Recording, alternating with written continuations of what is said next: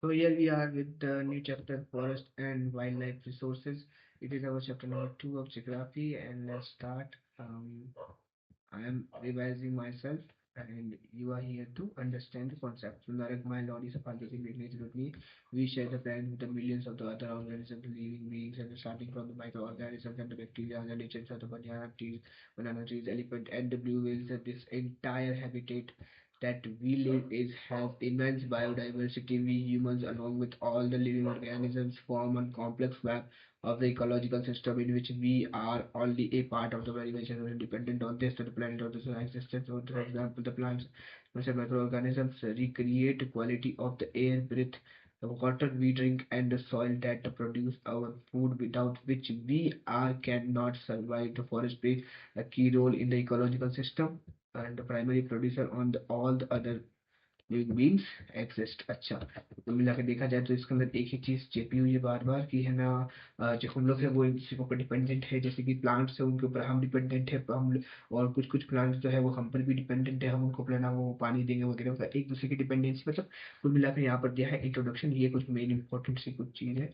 It is likely to be important, देख लेते हैं भैया जी, क्योंकि ऐसे बॉक्स में देते वो इंपॉर्टेंट हो सकते हैं। तो बायोडाइवर्सिटी एंड देखो, biodiversity and biological diversity is an immense rich in the wildlife and cultivated species diverse in the form and the function but closely integrated in the form through multiple network of the interdependency.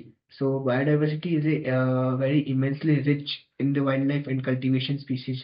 मतलब biodiversity मतलब है ना बहुत ही ज्यादा बड़ी और एक बहुत बड़ी ब्रांच है जिसका नाम वाइल्ड लाइफ कल्टिवेटेड स्पीशीज और डाइवर्स फॉर्म ऑफ फंक्शंस के बारे में पढ़ते हैं। ये फालतू सी डेफिनेशन है वैसे देखा जाए तो, और भी अच्छी सी है ना कोई डेफिनेशन मिल सकती है इजीली बायोडाइवर्सिटी की, तो वो पढ़ लेनी चाहिए। बाकी ये जो एनसीईआरटी में जो ये बायोडाइवर्सिटी की जो डेफिनेशन देके रखी है वो बहुत ज़्यादा फालतू सी देके रखी है, तो ये किसी काम की मुझे लग नहीं रही।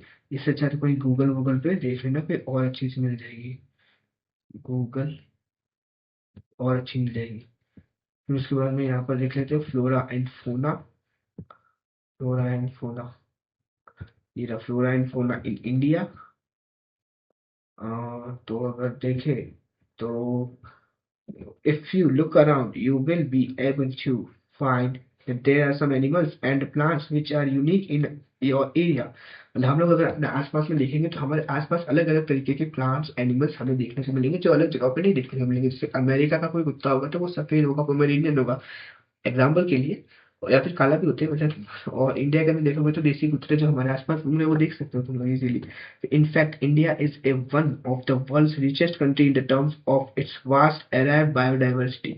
मतलब इंडिया जो है वो बहुत ही ज्यादा रिच है, मतलब बहुत ही ज्यादा डाइवर्स कंट्री है यहाँ पर। जैसे कि अपन देखें तो महाराष्ट्र के अंदर अलग है ना कुत्ता मिलेगा, या फिर अपन कहीं और जाएंगे तो अलग मिलेंगे, मतलब अलग अलग स्पीशीज मिलती रहती है। जैसे राजस्थान के अंदर मिलते हैं टाइगर्स रणथंभौर के अंदर, लेकिन गुजरात के अंदर मिलते हैं लायन। वैसे this is possibly twice or thrice a number yet to be discovered. You have already studied in the detail about the extent and the variety of the forest and wildlife resources in India. You may have realized the importance of these resources in our daily life. ठीक है, so these diverse flora and fauna are so well integrated in our daily life that we take these for granted, but lately they are under greater stress, mainly due to the intensively to our insensitivity to our environment। मतलब हमारे environment के प्रति जो लापरवाही है उस वजह से हम हमको जो मदद कर रही थी फ्लोरा और फोना के अलग अलग स्पीशीज, वही अभी खतरे में है, डेंजर में है कुल मिलाकर। फ्लोरा फोना क्या होता है, तो फ्लोरा मतलब होता है प्लांट की ऐसी स्पीशीज जो हमारी एरिया के अंदर पर्टिकुलर किसी एरिया के अंदर पाई जाती हो, और फोना मतलब किसी एनिमल की ऐसी स्पीशीज जो हमारी एरिया के अंदर पाई जाती है। ये दोनों दोनों एक बात में ये एक्टिविटी है, एक्टिविटी फालतू होती है। फिर इसके अंदर अपन देखते हैं conservation of the forest and the wild life in India. Okay, so let me see that conservation in the backward of the rapid decline in the wildlife population of the forestry has become essential, but why do we do not conserve our forest and wildlife? तो कुल मिलाकर हमारे जो forest है वहां पर लगातार कहीं ना कहीं तो कुत्ते बिल्ली जितने भी जानवर है वो धीरे धीरे कम होते जा रहे हैं, तो हम लोगों को उन्हें क्यों नहीं बचाना चाहिए, मतलब बचाना चाहिए, कुल मिला के ये कहना चाह रहा है। तो conservation preserve the ecological diversity and our life support system like water, air, and soil. It also prevents the genetic diversity of the plants and animals for better growth of the species and breeding. For example, in agriculture, we are still dependent on the traditional crop varieties. Fishery too are heavily dependent on the maintenance of the aquatic biodiversity. In 16th and 1970s, conservatism demands a national wildlife protection program. ठीक है, तो देखा जाए तो कुल मिला के ये कहना चाहता है कि है ना, हमारे जितने भी आसपास जैसे कुछ भी कई सारी क्रॉप्स है, तो हम कई सारी क्रॉप्स को बिगाड़ बिगाड़ रहे हैं, मतलब क्रॉप्स को बिगाड़ ही रहे हैं हम लोग भी। तो और कई सारी है ना जो मछलियाँ होती हैं हमारे आसपास रहने वाली, उनकी भी डाइवर्सिटी और उनकी रहने की जगह बिगाड़ है, जिस वजह से हमें वो मछलियाँ फिर आगे जाके मिलेगी नहीं, तो कुछ खाने को नहीं मिलेगा। बहुत सी जगहों में मछलियाँ ही खाने का मेन रिसोर्स होती है, इसलिए ये कहा जा रहा है। और 1960 और 1970 के 1960s और 1970s के डिकेड में इसलिए कई सारे कंजर्वेटिव्स में मतलब क्या कहते हैं कंजर्वेशनिस्ट लोगों ने डिमांड की कि एक नया national national wildlife protection programme आना चाहिए, national wildlife protection programme आना चाहिए, इसके बारे में बहुत ज़्यादा डिमांड की गई। फिर उसके बाद में Indian wild life protection act, हाँ ये शायद उसी की बात होगी, Indian wild life protection act की बात हो रही है यहाँ पे, मेरे हिसाब से जरूर उसकी बात होगी, देख लेते हैं। हाँ, यहाँ पे कुछ लोग बैठे हैं। हाँ, ये act was implemented in 1972। It is very important date, very very important, very important date. मुझे पता है, बहुत बार बोर्ड में आया इसलिए बोल रहा हूँ। The various provisions of the protection of the habitats all over the India list of protected species was also published. Thrust of the program was towards the protecting the remaining population of the certain endangered species by banning hunting, giving legal protection to their habitats, and restricting the trade in wildlife. ठीक है भैया जी, और सबसे पहले central and many state government has established a national park and wildlife sanctuaries about which have already studied. अच्छा, फिर उसके बाद the central government also announced several projects for the protecting the specific species which are gravely threatened, including the tigers, horns, rhinoceros, the Kashmir sedge, hangul, three types of crocodile: the freshwater crocodile, saltwater crocodile, and the rial. उसके बाद में the Asiatic lion, the Asiatic lion, the Asiatic lion, and others. Most of the recently are the Indian elephants, black buck, chinkara, and the great Indian bustard, Godawan, and the snow leopard, etc. have been given a full partial legal protection against the hunting and trade through the India. तो कुल मिलाकर मैं चौधरी जी ने बोला वो इसको समझ में आया वो आया, बाकी ये सब जो कुछ स्पीशीज है उन लोगों के लिए स्पेशली अलग अलग से लो लाया गया, मतलब कुल मिला के कुछ कुछ एनिमल्स के लिए तो स्पेशली 1972 के अंदर वाइल्ड लाइफ प्रोटेक्शन एक्ट लाया गया था, तो उसमें सभी आ गए थे, लेकिन कुछ कुछ जो थे उनके लिए स्पेशली लॉज लाए गए कि इनके ऊपर कोई हंटिंग करके इन्हें कोई बेच नहीं पाएगा। प्रोजेक्ट टाइगर देख लेते, it is very important, really really very very very very important, क्योंकि ये भी रिपोर्ट में बहुत बार आया है। तो देखो प्रोजेक्ट टाइगर, तो tiger is one of the key wild life species in found where in 1973 the authorities realized that the tiger population had divided to 1827 from an estimated 55,000 at the turn of the century. मतलब देखो 18th century, मतलब जो हमारी 19th century थी, 19th century के time पे हाँ 19th century के टाइम पे, या फिर मतलब वो 1800 का जो दशक था, 1800 का जो शताब्दी थी, वहाँ उस समय में 55,000 टाइगर थे।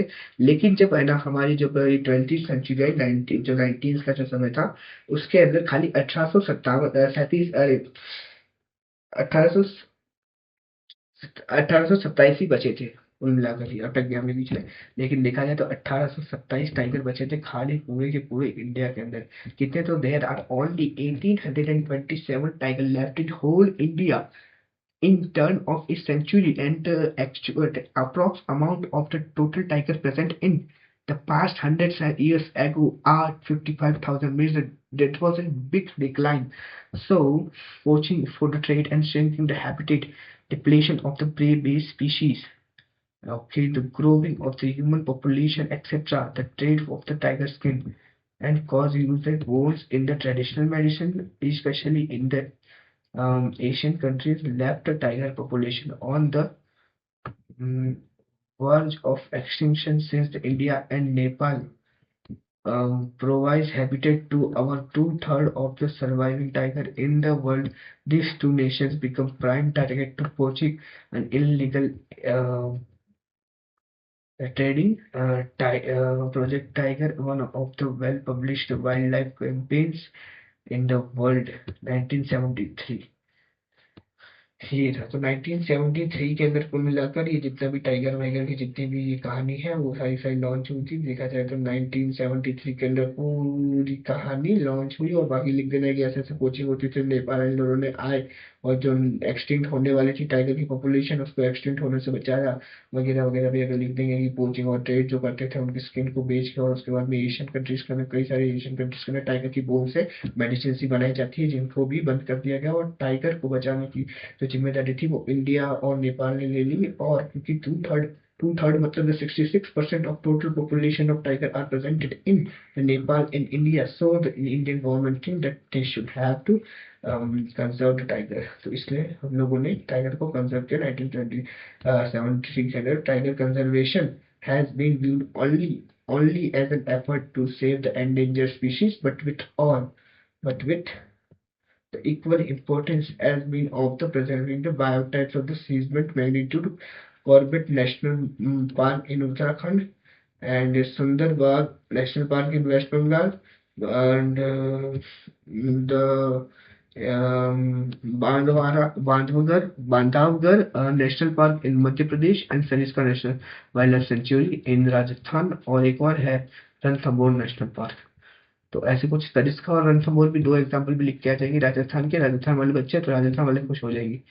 हम्म, the conservation project are now focusing on the biodiversity rather than on the view to the few components. There is now a more intensive search of different conservation method, increasingly even insect taking a place in the conservation planning, notifying under the Wildlife Protection Act of 1980 and 1986 several hundred butterflies, moths, beetle, and the other dragonflies are added to the Protection Act in 1991 first plant were added to the list। अच्छा या तो ये पूरा पूरा कचरा बना दिया लेकिन यहाँ लिख देता हूँ कि 1980 के अंदर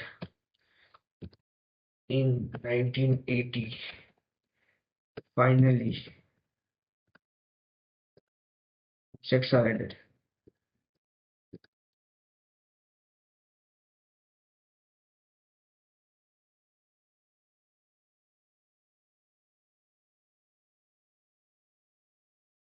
Sex are added। First plant species 1991।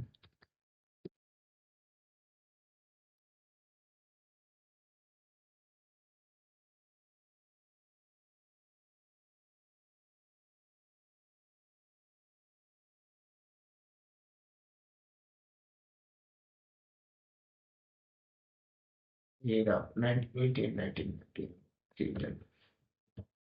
चलो बता देता हूँ।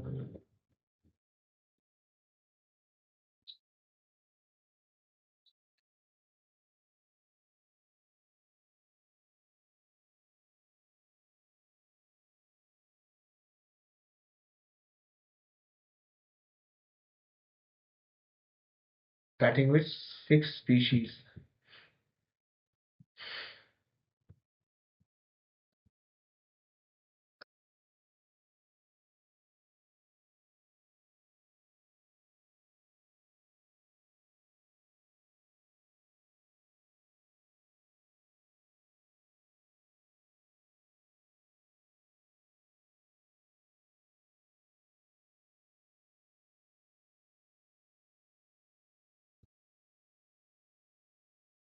Types of distribution of forest and wildlife resources। Even if we want to conserve our vast forest wildlife resources, it is rather difficult to manage and control and regulate them.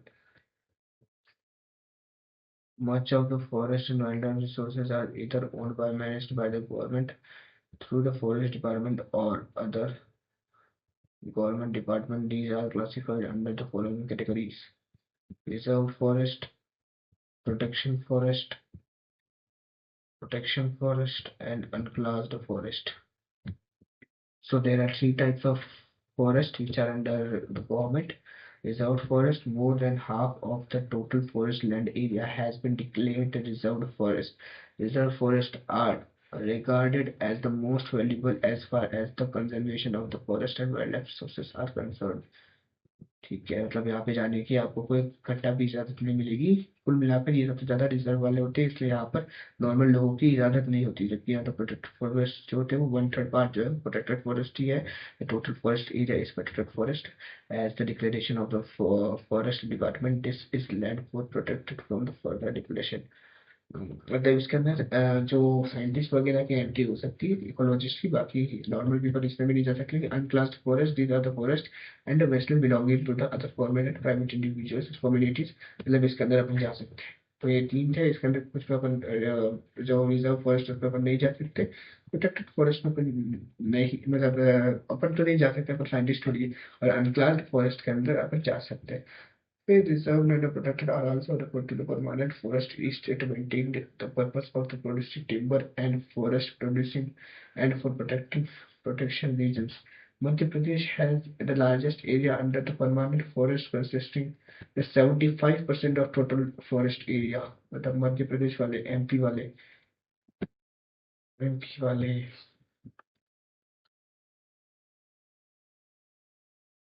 वाले MP वालों के पास है 75% forest.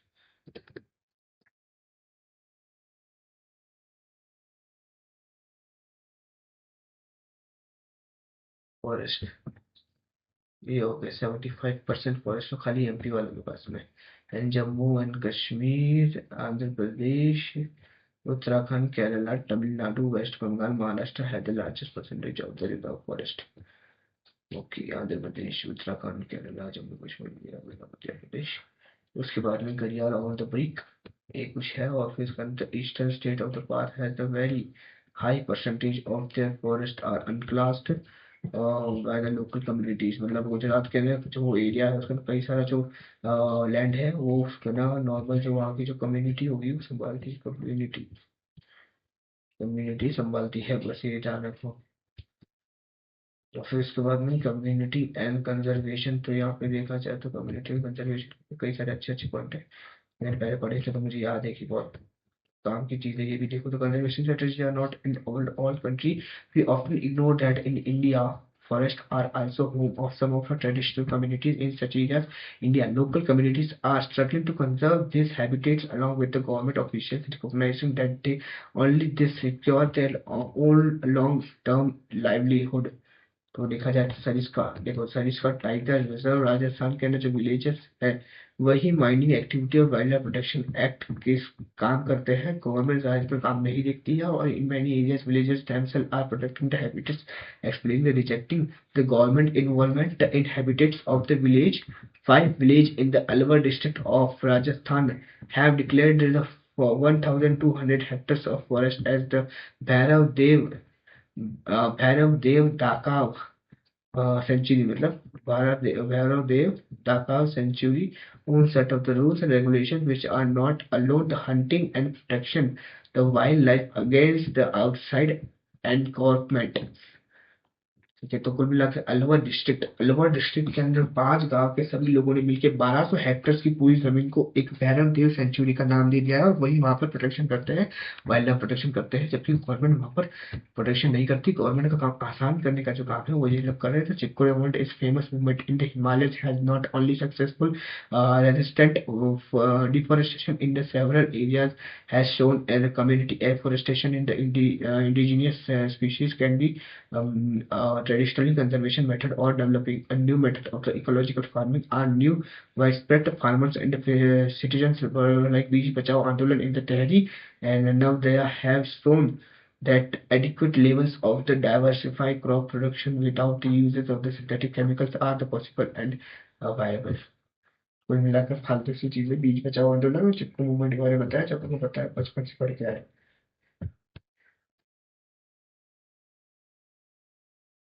India joint forest management, JFM. Hmm. program furnishes a good example of involving the local community in the management and restoration of degradation.